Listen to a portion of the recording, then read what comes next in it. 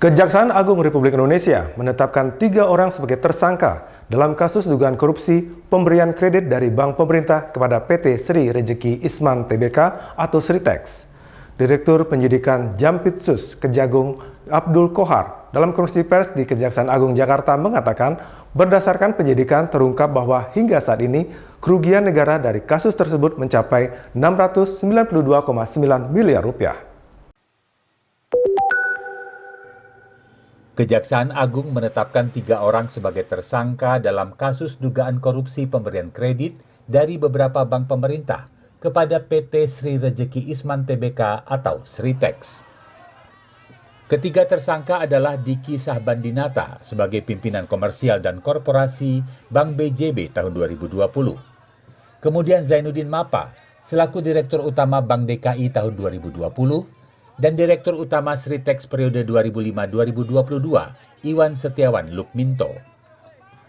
Berdasarkan penyidikan, terungkap kerugian negara sebesar 692,9 miliar rupiah dari total kredit macet senilai 3,58 triliun rupiah. Kredit tersebut diberikan tanpa analisa yang layak dan melanggar aturan perbankan. Hal tersebut diungkapkan oleh Direktur Penyidikan Jaksa Agung Muda Pidana Khusus Kejaksaan Agung Abdul Kohar dalam konferensi pers yang digelar di Kejaksaan Agung Jakarta pada Rabu malam 21 Mei. Yang pasti penyidik melihat pada hasil yang telah didapat selama penyidikan setelah pemeriksaan terhadap lebih daripada 50 saksi bahwa ini ada niat jahat, ada mens rea, ya. Yang pertama bahwa uang itu digunakan tidak sesuai dengan tujuan. Ya. Kemudian bahwa dalam keadaan di mana pemberian kredit dilakukan tidak dilakukan dengan cara tadi kehati-hatian. Harus ada syarat-syarat yang harus dipenuhi, tetapi ini diabaikan oleh pemberi kredit.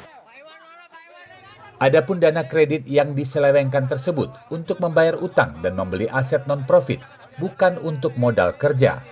Saat ini, kredit tersebut macet dan Sritex dinyatakan pailit.